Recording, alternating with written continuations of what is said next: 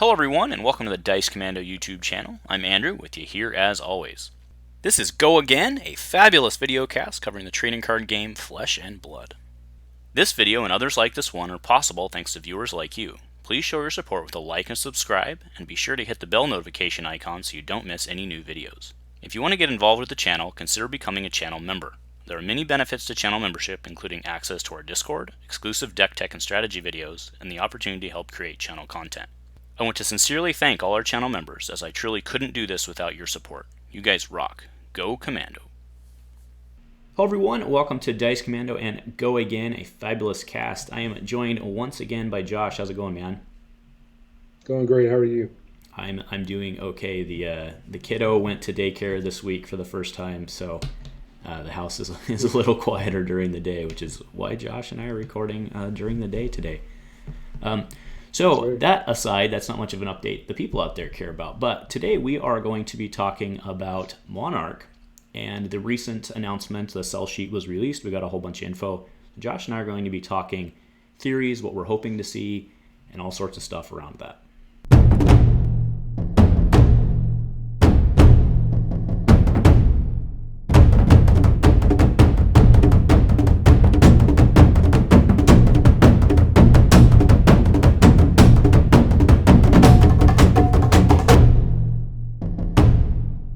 Hello everyone, welcome back. So yeah, today we are talking Monarch. Now, to be very clear, we don't have much information. All that we have is just the sell sheet, which, you know, the big news there is that April 30th will be the release, at least for the first edition.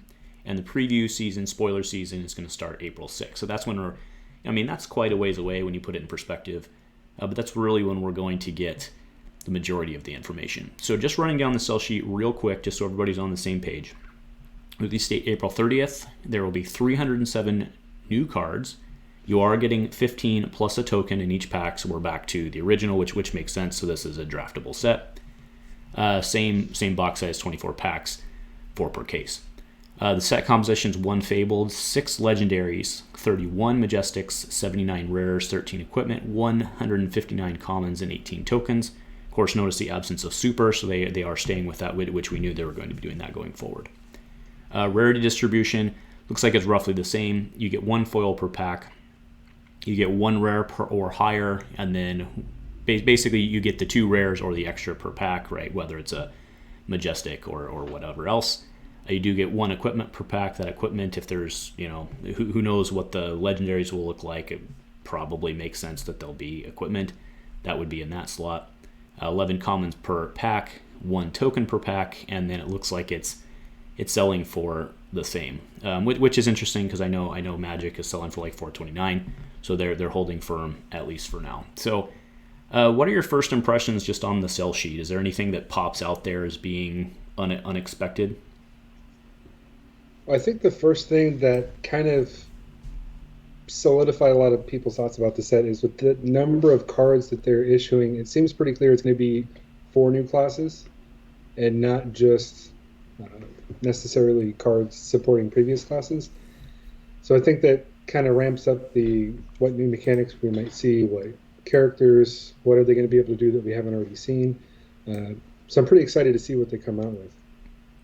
Yeah, I don't necessarily know if it is new classes, but they're certainly 4 independently supported, which they have to be draftable, but whatever they release has to be independently supported within the set, right? So right, and I think that's part of the thought process is if they're going to have new classes and it's going to be draftable, are they going to squeeze in a warrior card? Are they going to squeeze in brute cards? Or is it going to be just supporting the new classes? I unfortunately, I think it's going to be primarily new classes. Or maybe not new classes, but I think primarily it'll be focused on the support of whatever classes are in the set. I mean, I think it would have to be from a draft, You wouldn't want to draft a ranger card that there's no ranger in the set, right? So I think the existing, right, that's kind of what I was thinking. Yeah. The existing people who are not getting supported will not get supported. I think that's probably a reasonable assumption, right? So yeah. And the good news is for that is maybe your class that you enjoy maybe isn't getting any new toys that are not generic, but I think it's good for new players to have a chance to whatever comes out in this set will be something they can play with, and they don't have to go backwards necessarily to find cards to fit their class. That's an excellent point. I hadn't really considered. I mean, it's obvious, but I hadn't really considered that point. That's a really good point. It does give you an entry point, especially because we have the 4 Blitz precons, which we've known about for a while, but that's a pretty exciting entry point, basically on all levels, I would think. So, okay, so the other thing that has garnered a lot of speculation and discussions across the intrawebs is the light versus dark theme that they allude to. Now we see there on the sell sheet that there's 2 different colored packs. Be very clear, nobody really realistically thinks that the 2 packs are anything more than just a wrapper, because that would be a distribution nightmare. However, it does kind of speak to theme. Like we've seen specializations for all of these characters, and it would be cool to see like maybe these guys pick up a light affiliation, or instead, in addition to being a ranger, they're a dark ranger or a light ranger, and then there are generics that are specializations for light or dark. That would be kind of a neat design space for them to go. Maybe it's too much for this core set, but it is something that we may see. That is something I kind of thought about, like long term. I'm wondering if that's what we're going to see. If there's going to be a set number of heroes, and I think people have ideas about how many of those heroes are going to be, and obviously we're going to have some heroes that have a class or they share with other heroes. I wonder if there's going to be a point where there's kind of a hybrid, where if you have this class, you can use the cards for that class, but you can also use this closely related class. Like if you're a ninja, you can use, say there's an assassin class. They have synergies that allow you to use cards from both classes. Or if they're just going to keep it strictly class card generic, and those are... Yeah, I mean, I think... Yeah, I don't know about hybridization of classes, but there's certainly, you can certainly share everything up to specializations, I would think, right? Right. So, all right. So, doing our pre-talk, you have a whole pretty big list of stuff you wanted to talk about. So I'll just kind of turn it over to you. And what are you? Let's start with what do we? We'll start with what we expect to see, and then we can kind of go into like the hopes and dreams category. So what do you expect to see coming out of this set? The first thing I do want to preface, I have no knowledge of the lore, so I don't have any insight to what characters there are or we haven't seen yet. So this is all just pure speculation on my point. But the cards I do think we're going to see, there's been a lot of talk ever since we saw Sledge of Anvilheim. It doesn't say one return, so I'm guessing that there's going to be some sort of generic card that will give you the opportunity to swing a weapon more than once in a turn. I think we're pretty confident we're going to see silver and gold to support the merchant and like cash in and stuff. And one thing I think that we're going to see is kind of just a generic mechanic is I wouldn't be surprised if we see something that removes counters or adds counters to equipments, items, and tokens.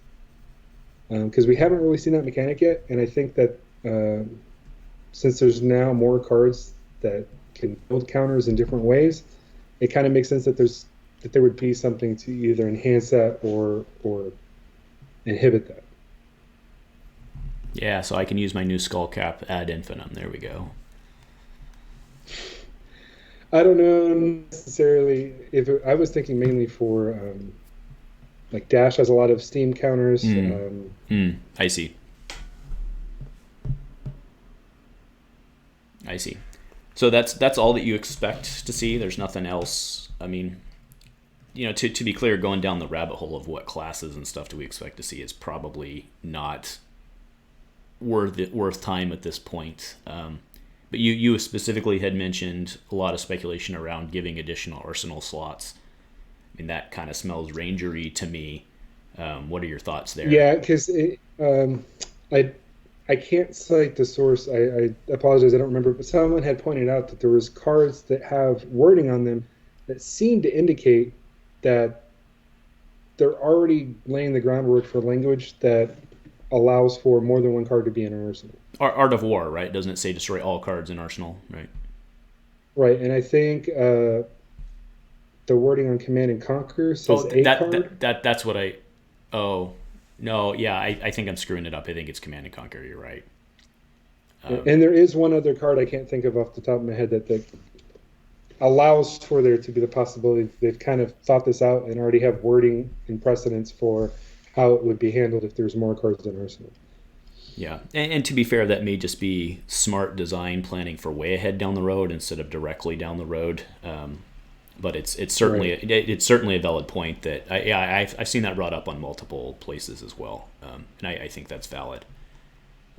Yeah, I mean, I would think that would lend itself to a Ranger-esque thing. I know that certainly, and I'd be shocked if at some point in the future of the game we don't get a crossbow, right? So, Right.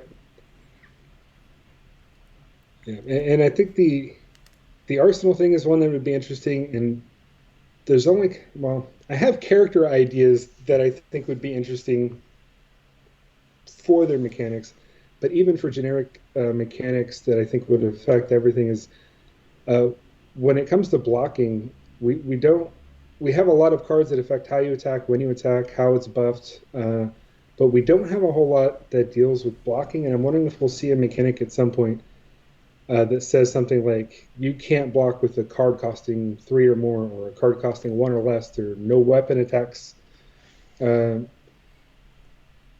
or can't. Sorry, I'm so. But the point is, I wonder if we'll see some more diverse rules and mechanics when it comes to blocking. How you can block, what you can block with, and not just is it a defense reaction, is it not defense reaction.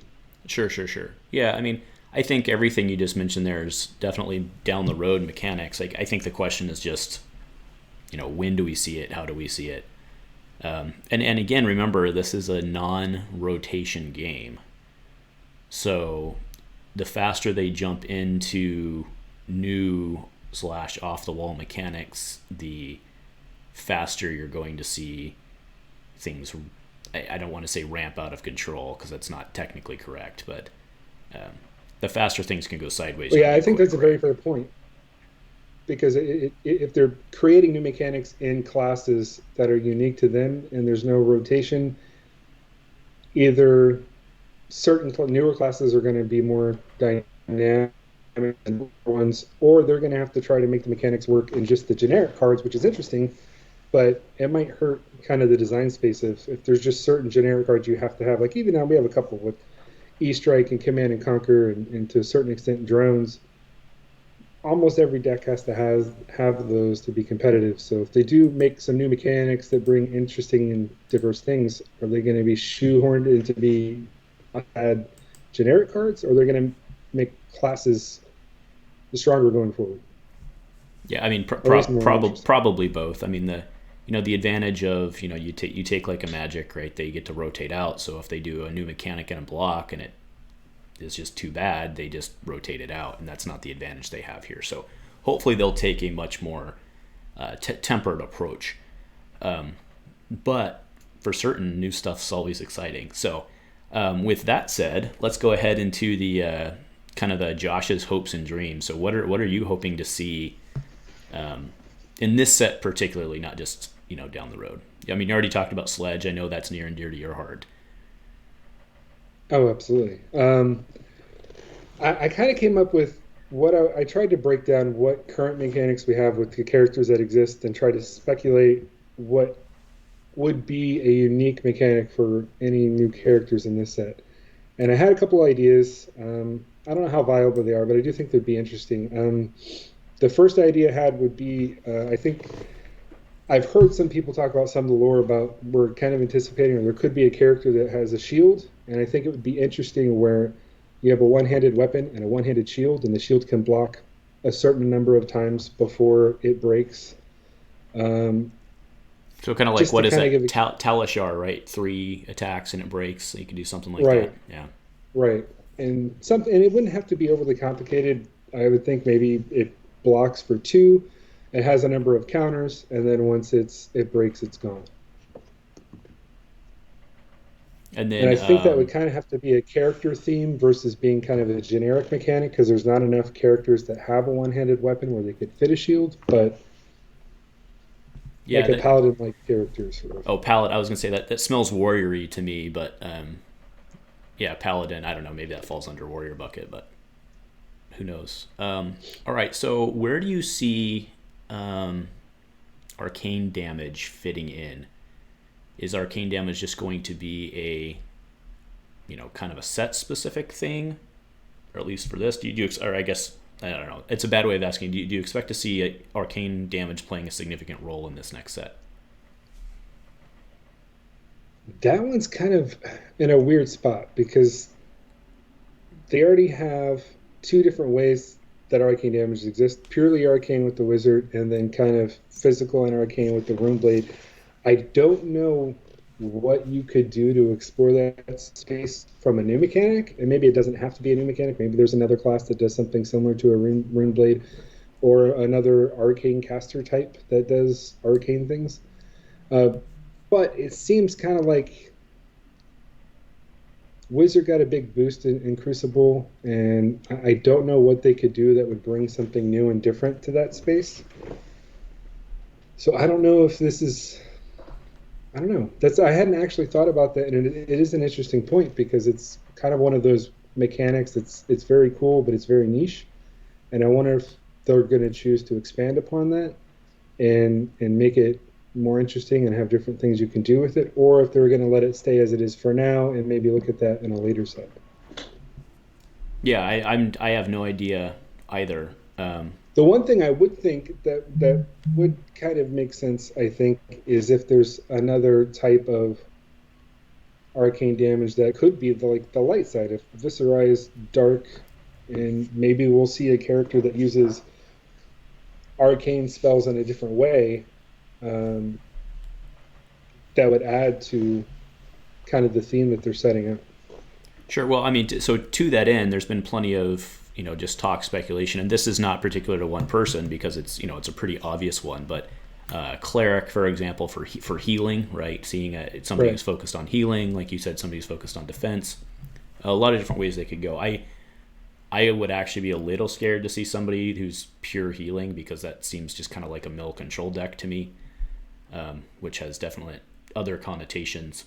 But I don't know. It's certainly somewhere they could go, right? Right. And I guess maybe that could take your arcane. It could kind of fill this. It wouldn't be arcane damage, but it would fill kind of the same role, I suppose, as casting spells and instants. Right. So like they can call it divine damage and have it have the same mechanics as arcane. Yeah, fair enough. All right. So what else are you hoping? Like I said, Josh sent me a whole page, so we're not even close. Yeah. So we talked about the shield. The other character or not necessarily just character, but mechanic I'd like to see is more use of instants. Because right now the only instants we see are kind of Kano instants, and then there's a few one-off cards that have some play that do healing or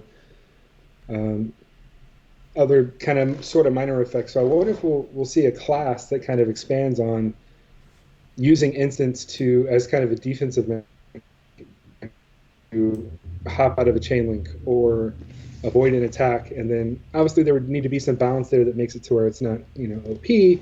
But I'd like to see a class that kind of relies on being a trickster, so to speak, and instead of just dodging and weaving, they use tricks, and they can interrupt what you're doing in a way that we haven't really seen other classes do. We kind of still have a lot more of just the attack, react, and I think it would kind of add a little bit of an interesting dynamic to how chain links normally progress if there's things that can affect that. Okay, well, actually, so you led into another question I had for you in terms of defense reacts specifically. Like the meta to me right now appears to be very heavy defense react prone, right? And I don't know if that's just because of Dorinthea. I don't think it is. I think it's actually more just because it's better stuff. But so how do you? I think the reason why we see that is with both Dorinthea and Ira in general, and Ninja in general, is because they can be extremely heavily dense defense react, and they still only need one card to attack twice, or two cards to attack three times. So they can afford to be really heavy defense reactionary, and I think that's why we're seeing those classes be the top classes right now in a lot of the big tournaments, is because they can block so heavily. But since they have 2 weapon attacks around, they can still get 2 to 3 attacks around and block with several defense reacts. And that's kind of an interesting point. Will there be a mechanic in the new set that kind of breaks that trend a little bit and allows combat to be a little bit more dynamic? Yeah, I mean, I think classes, we already saw it to a certain extent in Crucible, where like you can't play defend reacts, but wasn't that mostly, I think, Warrior got it with Dauntless, and then Ranger got it with Increased Attention, right? And is that it? Is there a generic that does it? I don't think so. There's, well, other than Command and Conquer, I don't think so. Remorseless. Increased Attention won't let you play a defense reaction from hand. Remorseless won't let you play a defense reaction from Arsenal. Yeah, well, again, that's those are kind of Ranger half again, of a Command and Conquer. Yeah, so. Yeah. Okay, but so, yeah, we already kind of just explored that design space, I suppose, but I was just curious if maybe there were other ways thinking to shift that. Like, I don't know, maybe even you have like a keyword like the inverse of Reprise, which is like, you know, it attacks for something, but then if they play a later card, you get a bonus, or it increases the cost of a later card, or I don't know, something like that. So, I don't know, just something to trip up the current meta, because like you mentioned, right now it's very easy to just pack in a whole bunch of defense reacts and still use your weapons. So, yeah, and I did actually, you mentioned a keyword. In my notes at the very bottom, one of the things I think we'll end up seeing, and whether it addresses defense reactions or just the way some of the instants work, to where, you know, if you've played against Wizard, you've been in a spot where I have you at lethal, but now we have to wait for you to figure out if you can kill me with your instance before you actually die. So I wonder if we'll see, and I called the keyword precedence, but it could work in, it doesn't have to be that word, but I think the mechanic could be that, I think the wording I put was this chain link resolves before instance. Oh, okay. And I think you could see the same thing where you would say that this attack resolves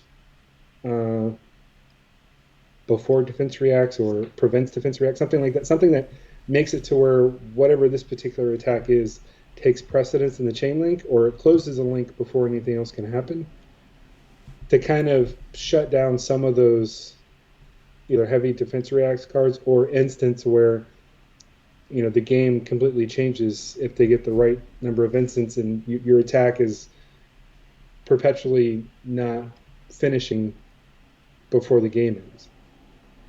Yeah, I think that one might be dangerous. I kind of think of it sort of like Dominant. Like Dominate has a very simple mechanic. You get to play one card from him. And I think that we could see some cards that have a keyword that lets them resolve before anything else. Yeah, I think you have to be careful with that in terms of how the actual mechanics work, but I understand what you're saying.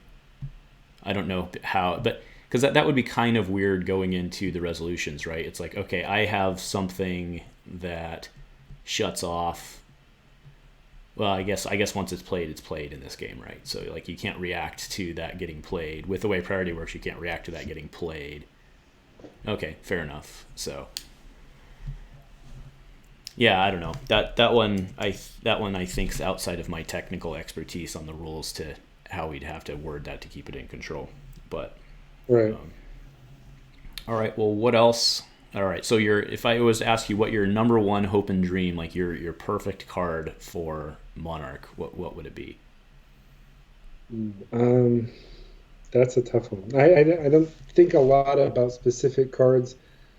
I'd like to see some more generic weapons that are kind of cool to use. Obviously, Talishar is cool, but it's one big handicap where it can only be used 3 times.